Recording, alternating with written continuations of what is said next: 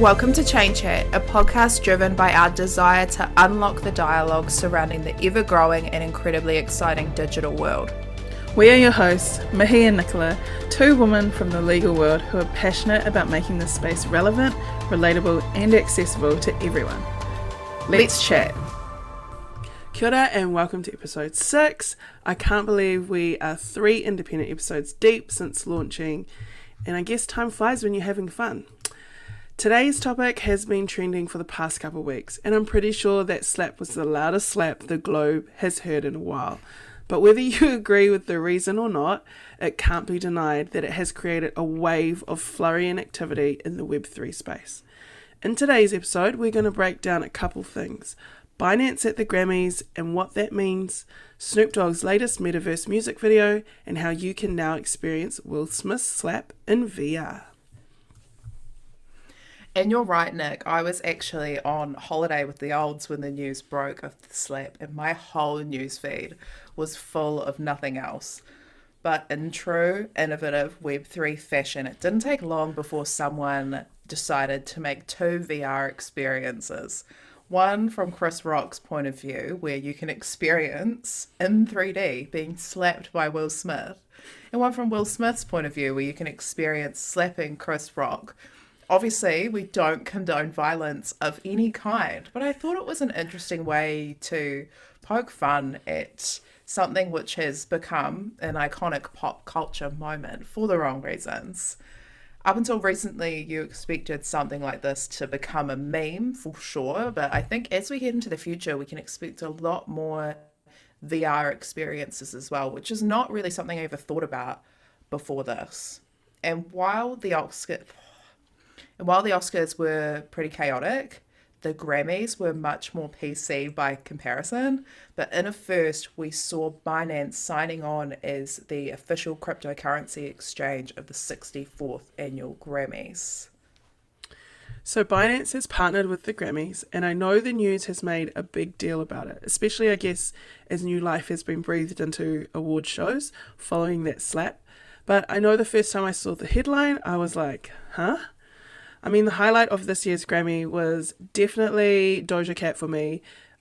I mean, I see her and just relate, busting your butt all night to look good. And I mean, she looked fly, only to have her moment in the middle of taking a pee. Like, honestly, it would just have to happen right at that very moment. Anyways, let's get back to Binance and the Grammys. To break it down and get to the nitty-gritty about what exactly is the Binance and Grammy partnership. To begin, Binance in general is a cryptocurrency exchange, currently the largest in the world in terms of trading volume. So essentially the amount of transactions to buy or sell crypto made on Binance each day. It has its own cryptocurrency coin you can purchase with the same name, or BNB for short, and you can buy or sell most other well-known crypto coins like Bitcoin, Ethereum, Solana. But it's more than that. As an exchange, it has some serious tech power behind it, especially in terms of delivering Web3, in Web3, the Metaverse, and on the blockchain. So if you take Binance and add it to the Grammys, what do we get? Well, you get a recording academy that is looking to offer its members Web3 technology and solutions to its members. If you think back a couple episodes, we talked about the blockchain as part of our NFT episodes and what this offers. If you want to learn more, check out our OrixGold videos on YouTube where we go into more detail about how the blockchain works. But with a rapidly changing music scene and technology, the relationship between the Grammys and Binance is only paving the way for what music and monetization will look like in the future for artists. So essentially how artists will be paid for the music they create in Web3. With blockchain technology, will artists finally be able to cut the middleman out for good and secure rights to their work? I think about Taylor Swift and her having to re-record her entire collection. Yeah. Or is this move going to beef up the big boys and companies that already rule this area? I mean, it's an interesting space to watch. And also, there's that... What's that thing called? That speaker thing that Kanye West has made? Yeah, I know what you're talking about, but it's gone. What is that? Hold on. That's a chance to talk about that. Hold on. Yes. Kanye West speaker thing. STEM player. Yes. Okay. And also, as well as the whole Taylor Swift having to re-record her music, we've got the likes of JayZ coming out with his own. What's his one called? Just I think Title. it's Tidal, Right. yeah. Okay. Him and Beyonce. Okay. Thank you for the reminder. That's important.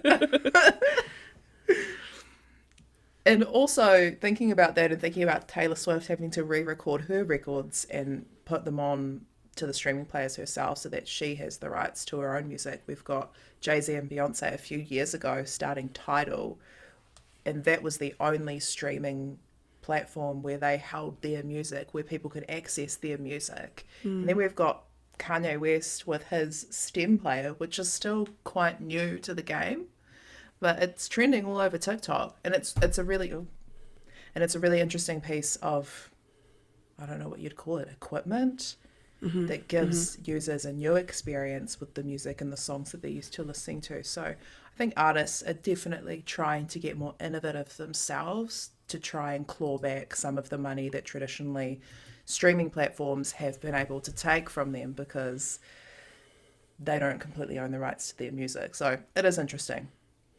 You know what else is interesting? Snoop Dogg's first ever virtual music video filmed in the Metaverse.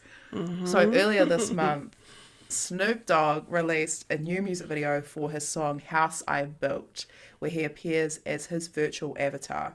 And if you follow him, you'll know that he is super passionate about Web3 technology, about NFTs, crypto, the metaverse, to the extent that he has even created his own SnoopVerse through the Sandbox metaverse.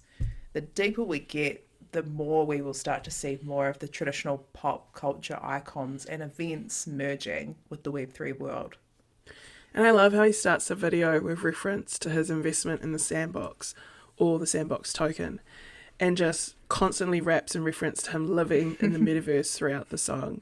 I mean, if we think about the relationship between Binance and the Grammys, we can definitely see how the metaverse, Web3 and Web3 tech is going to change the music game, for better or for worse. We don't know yet.